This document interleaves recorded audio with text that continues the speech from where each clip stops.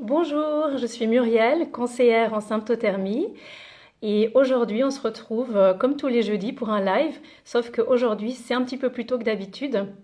D'ailleurs comme la semaine dernière, on s'en excuse mais vous pouvez regarder de toute manière l'enregistrement plus tard, donc pas de souci. Et aujourd'hui je vais inviter Fabienne, donc j'espère que ça va marcher. Alors qu'est-ce qui se passe? Voilà. Bon, bonjour à toutes celles qui nous ont rejoints. Ah bonjour Bonjour Fabienne. Muriel. Bonjour, il y a eu un petit couac, je t'ai invité, mais voilà. Eh ben, j'ai pas reçu. Bah, tu vois, comme quoi. Le principal, c'est que tu sois là. Et puis aujourd'hui, on a un sujet très intéressant. On parle de la fenêtre de fertilité. Donc c'est un terme qui revient souvent quand on parle du cycle, donc d'un cycle naturel. Oui. Et aujourd'hui, ben voilà, tu vas nous en parler un petit peu plus. Donc déjà, ben à quoi ça sert en fait cette fenêtre de fertilité? Alors, c'est une notion qui est très importante dès lors qu'on est sur un cycle naturel. La fenêtre de fertilité, en fait, c'est ce moment où on peut concevoir. Alors, pour les hommes, c'est facile, c'est tout le temps. La fenêtre de fertilité, elle commence à la puberté et elle s'arrête à la mort. Pour nous, les femmes, notre durée de fertilité, c'est de la puberté à la périménopause, enfin la préménopause. En fait, j'ai une hésitation parce que c'est pas tout à fait vrai. Euh, nos cycles commencent à la puberté et s'arrêtent avec la ménopause, mais c'est pas pour autant qu'on peut vraiment être enceinte. Hein, il y a tout un temps de réglage parce que nos cycles demandent une commande hormonale fine. Donc, il va y avoir un temps de réglage à la puberté où la grossesse, c'est pas forcément à exclure, mais elle n'est pas si facile que ça non plus à mettre en place. Et quand on approche de la ménopause, la fertilité tombe. Donc les cycles tournent encore plus ou moins bien, la fertilité est plus ou moins aléatoire. Bon, ça c'est au niveau de la durée de la vie. Maintenant, au niveau d'un cycle, la fenêtre de fertilité, c'est vraiment ce temps où on pourrait être fécondé. Sachant que le corps de la femme peut garder les spermatozoïdes au chaud 5 jours. C'est ce qui est attesté scientifiquement. Hein. Même si l'ovule dure une vingtaine d'heures, en fait, notre fenêtre de fertilité, elle est plus proche des 6 jours. 5 jours pour les spermatozoïdes, 1 jour et quelques pour l'ovule. Donc, 5 jours, mesure de sécurité, on est à 6. Ça, c'est la fenêtre de fertilité, j'allais dire réelle. Chez Samto, c'est celle qu'on manifeste avec le petit D, le petit jour d'O-ring. Donc c'est très important parce que cette fenêtre de fertilité, c'est vraiment ce temps où on peut tomber enceinte. C'est le temps où il faut absolument faire attention si on ne veut pas tomber enceinte. Et c'est le moment où il faut y aller à fond si on veut un bébé. Donc ça, c'est une notion qui est très importante et qui va se manifester différemment selon les méthodes. Alors, quand on parle de cycle naturel et qu'on parle contraception naturelle, on va aller voir différents types de méthodes. Bon, nous, on est chez Sympto, on sait qu'on a la meilleure. Souvent, on nous le reproche qu'on dise qu'on a la meilleure, mais bon, tant pis, hein, on assume. On est à la meilleure pour définir cette fenêtre de fertilité. Il y a d'autres méthodes qui vont définir la fenêtre de fertilité de façon plus ou moins souple. La moins fiable, bah, c'est quand on est sur des calculs statistiques. Hein, c'est toute cette méthode du rythme où on va vous dire que votre cycle durant 28 jours, vous ovulez entre J12 et J14 et que donc il faut vous abstenir dans les 6 jours précédents ce fameux J12, J14. Et là, on C'est est très sur approximatif, sachant qu'on sait très bien que rares sont les femmes qui ovulent pile poil à jour 14 et qui ont un cycle de 28 jours. Hein, donc, et que toutes n'ont pas 14 jours après ovulation, surtout c'est en ça. sortie de pilule. Et comme je dis toujours, toutes celles que je connais qui ont pratiqué cette méthode du rythme se sont trouvées enceintes dans l'année. Surtout quand elles avaient aux alentours de 25 ans. Entre 20 et 25, systématiquement, je les ai toutes retrouvées enceintes dans l'année. On est sur un taux d'échec qui avoisine les 25%, entre 20 et 25%. Voilà. Et comment est-ce qu'on définit cette fenêtre de fertilité exactement Alors alors? là, je vous ai fait ce qu'on appelle le calcul. Après, nous, on va travailler avec les signes de fertilité pour justement voir comment le corps prépare l'ovulation. Le meilleur signe pour voir si le corps prépare, c'est la glaire cervicale, qui va être la rivière dans laquelle les spermatozoïdes vont nager. Donc, en début de fertilité, on est à peu près à sec, et puis ça va monter jusqu'à la crue au moment de l'ovulation. Et après, ça s'assèche. Et les spermatozoïdes se retrouvent dans la boue. Alors au début, c'est que de l'eau boueuse, et puis après, c'est de la boue. Et puis après, il n'y a plus rien, c'est à nouveau à sec. Donc, cette montée et cette descente de la glaire, ça permet de savoir que l'ovulation est en préparation. Quand ça fait quelques jours qu'il n'y a vraiment plus de glaire, on peut en déduire que l'ovulation a probablement eu lieu. Il y a des échecs. Et ça, c'est le principe de la méthode Billings et de la naprotechnologie, qui est un dérivé de la méthode Billings. Et on est sur des taux d'échec dans la réalité d'à peu près 10%. C'est comme la pilule contraceptive. Donc, on a après les approches symptothermiques, dont fait partie la méthode Sympto, qui vont aller renforcer ce signe de la glaire par la température. Tant qu'on est avant l'ovulation, la température est basse. Quand on arrive au moment de l'ovulation, la température s'élève et elle se maintient en hauteur une fois que l'ovulation a eu lieu. Donc, ce décalage thermique, on l'appelle comme ça, c'est ce qui va nous confirmer que l'ovulation a eu lieu à condition que la glaire ait changé aussi. Si je vous le refais sur ma métaphore météorologique, au départ, il fait froid, ça se réchauffe un petit peu, c'est la fonte des neiges, l'eau commence à monter, et puis c'est le grand soleil au moment de l'ovulation. Donc, on est au maximum de la fonte des neiges, il y a beaucoup d'eau dans la rivière, sauf que l'ovulation a eu lieu, donc le soleil brille à fond, et l'eau va s'évaporer. Et nos spermatozoïdes vont se retrouver dans une rivière à sec. Parce que le soleil brille, on attend la grossesse. Ça vous fait aussi le lien avec toute la, comment dirais-je, tout le design graphique que l'on a sur Sympto, les icônes, les fonds de cyclogrammes. C'est aussi pour ça que je reprends bien ces images de soleil, de rivière, parce que c'est vraiment le langage Sympto. Voilà, donc la fenêtre de fertilité, elle va se fermer au moment où, chez Sympto, on va passer sur un fond jaune. Le soleil brille, on est sûr que l'ovulation a eu lieu, et donc on change de couleur, et on sait que le corps passe en mode attente pour voir si, enfin, attente de constater s'il y a grossesse ou pas.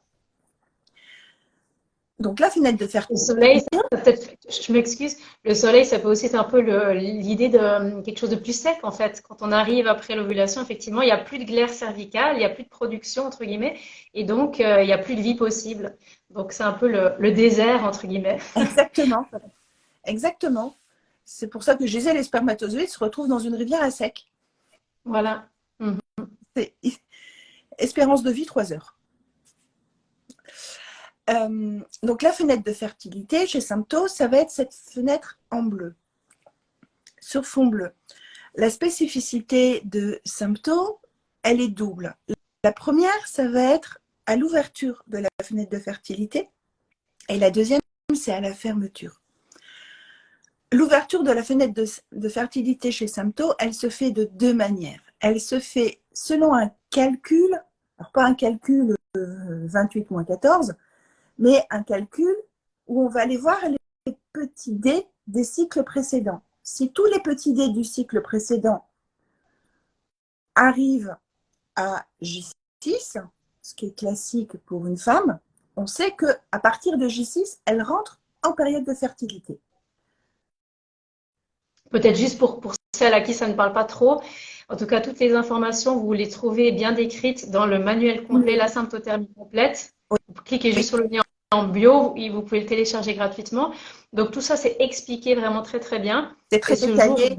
D, c'est le jour de ring, donc c'est vraiment une notion assez théorique, enfin c'est vraiment une théorie, mais vous pouvez retrouver toutes les explications dans le manuel, si jamais. Oui, voilà. Donc, on sait qu'à partir de J6, la majorité des débutantes rentrent dans leur période de fertilité. Il y a une exception, c'est celle où on a vu des signes de fertilité avant. Donc, on a constaté la présence de glaire, on a fait la palpation du col de l'utérus et on a vu qu'il est en train de bouger. Donc là, on va ouvrir la fenêtre de fertilité avant ce petit D. Donc ça, c'est une notion qui est commune à certaines méthodes symptothermiques, mais pas toutes. Certaines vont ouvrir simplement par la notion de j'ai vu des signes de fertilité. Je commence à regarder à J6, mais je n'ouvrirai ma fenêtre de fertilité que quand je verrai des signes. Sauf que parfois, les signes sont un petit peu en retard par rapport à la réalité. Et c'est pour ça que la méthode cyclamène, la méthode du clair, a un taux d'échec d'environ 10%. Il n'y a pas de... Et peut-être, c'est Ouais, important d'ajouter que c'est aussi la phase la plus délicate, cette entrée en phase fertile, parce qu'on ne peut pas la prédire justement. non, Et par avance, donc on a des données approximatives, mais ça demande une certaine vigilance.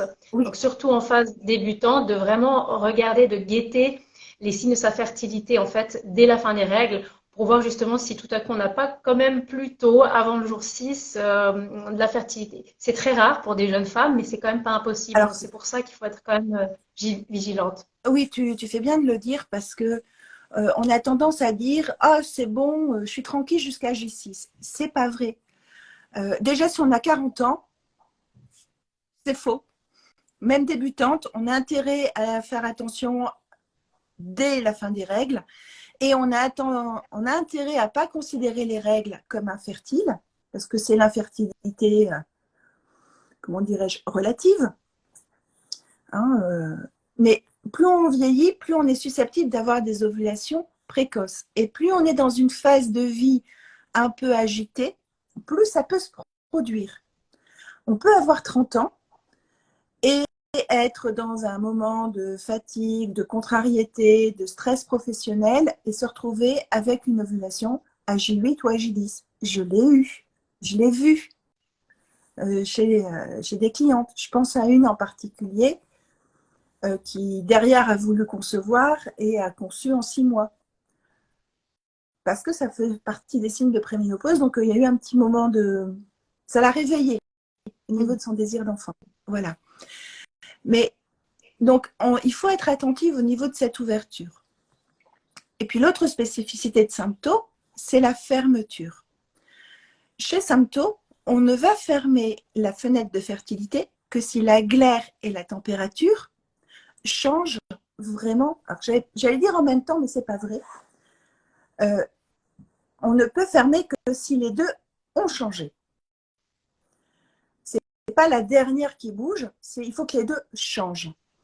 Et on a le tableau des situations qui est la grande innovation de la méthode Sympto, parce que ce tableau des situations nous dit combien de temps on peut avoir, combien de décalage on peut avoir entre le changement de glaire et le changement de température.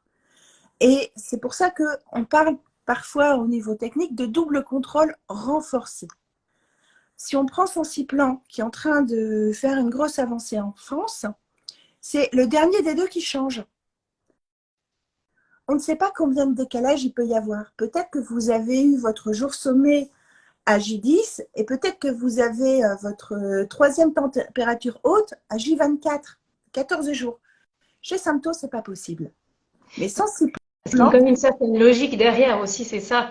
C'est-à-dire que théoriquement, quand on a un jour sommeil qui correspond à un dernier, enfin le dernier jour fertile du cycle, Et c'est-à-dire que si tout à coup la température, elle décale très très tard, ça serait bizarre. C'est comme si on avait une ovulation et puis une montée de température une semaine plus tard, c'est pas très logique. Donc c'est des cas qui arrivent plutôt quand on fait des erreurs justement en symptothermie, quand on repère pas bien son jour sommeil. Mais c'est ça qui est idéal avec le tableau, c'est qu'il permet vraiment d'encadrer justement, Oui, de fixer en fait alors cette fenêtre. souvent, ça va être des erreurs d'interprétation. C'est assez classique dans les premiers cycles d'observation, mais ça peut se voir aussi chez des femmes qui ont des cycles qui vieillissent. T'es encore trop jeune, hein. Mais, ben ouais. Mais on peut avoir cet effet de décalage aussi quand le cycle commence à avoir du mal à tourner. Parce que justement, les signes de fertilité commencent à se désynchroniser. Et on n'est pas encore dans le mode préménopause, mais on y arrive. Et d'expérience, je le vois là, j'ai quelques clientes qui sont dans cette situation. On commence à voir ces dérèglements et quand on commence à avoir vraiment des gros écarts entre le changement d'élixir, la bascule d'élixir, la montée de température, qui souvent est moins haute, on n'est pas très loin du mode préménopause, on est souvent à moins de 6 cycles, on est souvent à 3 cycles max du mode préménopause.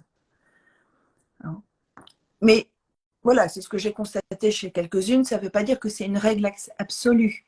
Hein. Bon, et puis c'était des femmes qui étaient à peu près à la cinquantaine aussi. Donc, on est vraiment sur un moment où tout se désynchronise et ça va nous servir d'alerte sur attention, est-ce que ce sont des problèmes d'observation? Est-ce que c'est un mauvais cycle dû à des conditions de vie qui ne sont pas, qui se reflètent dans le cycle? Voilà, ça c'est les alertes, mais ça veut dire aussi que ce tableau des situations, ça encadre notre pratique. Et sans ce tableau des situations, eh bien, le didacticiel symptôme ne pourrait pas exister. Parce que vous savez sans doute qu'un algorithme informatique, ça fonctionne sur la base de questions, réponse en oui, réponse en non. Est-ce que j'ai plus de 5 jours entre mon jour sommet et ma montée de température? Oui, double contrôle inexistant. Non, je peux appliquer mon double contrôle.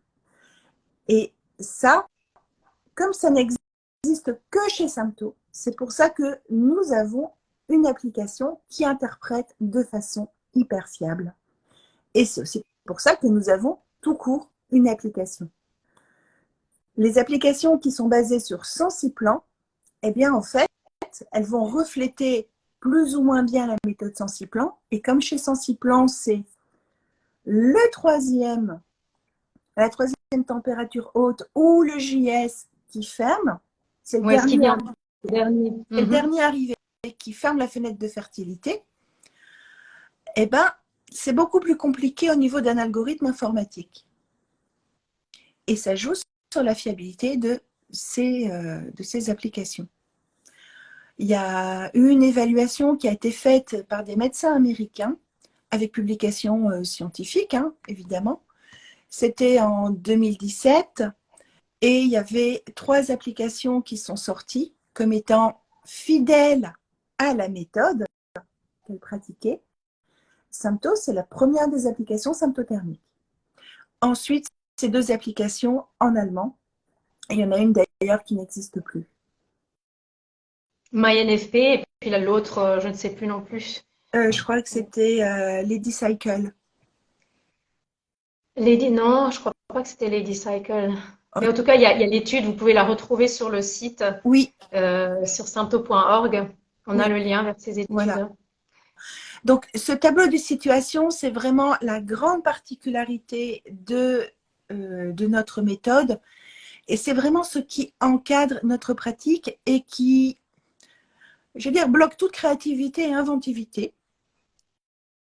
Et c'est ça qui va sécuriser vraiment la fenêtre de fertilité en donnant une date de démarrage claire avec l'observation ou la mémoire des cycles précédents. Et là, c'est le premier arrivé qui ouvre.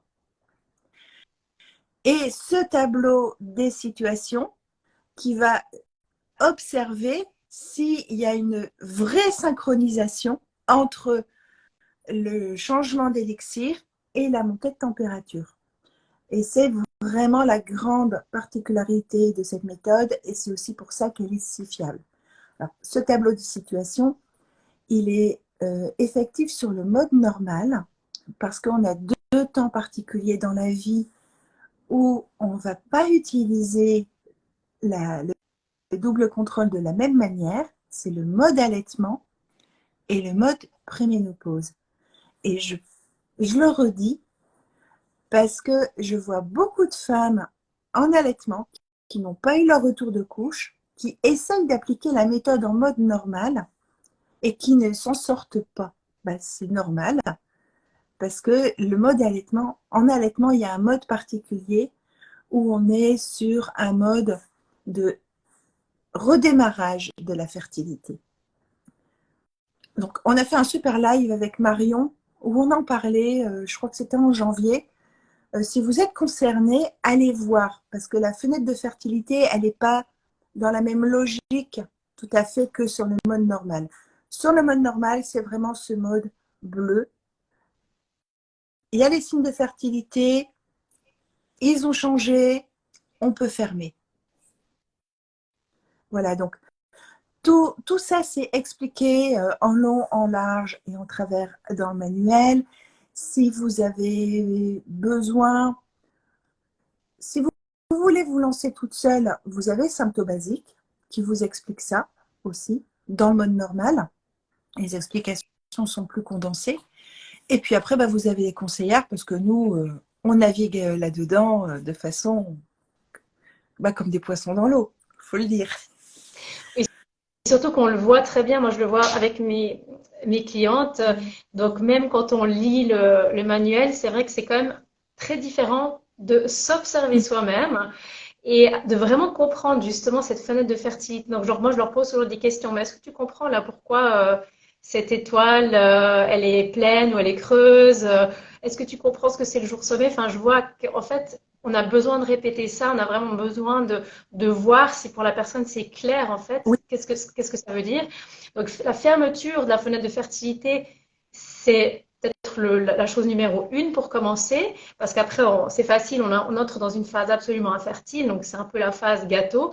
Mais c'est vrai qu'il y a aussi l'entrée en phase fertile qu'on a abordée tout à l'heure, et c'est vrai que ça c'est aussi très subtil parce que oui. justement la phase fertile, elle peut démarrer avec juste une humidité avant même qu'on voit la glaire. Donc, en tout cas, c'est vrai que je trouve qu'en suivi, on voit très bien comment, où se situent les personnes, si elles ont vraiment bien Mmh. compris. Et pourtant, elles ont lu, hein, mais je vois quand même que de lire et de vraiment intégrer, c'est quand même deux choses. C'est pour ça qu'être en autodidacte, c'est toujours un petit peu risqué, je Oui, trouve personnellement. oui, et c'est aussi pour ça que nous, on dit qu'on a la meilleure méthode, ce qui nous vaut parfois des réflexions des personnes pratiquant d'autres méthodes, parce qu'on va vraiment encadrer cette fenêtre de fertilité de façon la plus, j'allais dire la plus sûre, mais de la façon la plus stricte sur le plan de la sécurité contraceptive. Donc, quand on dit meilleur, c'est toujours meilleur dans quel axe? Nous, c'est meilleur dans le sens de la sécurité contraceptive.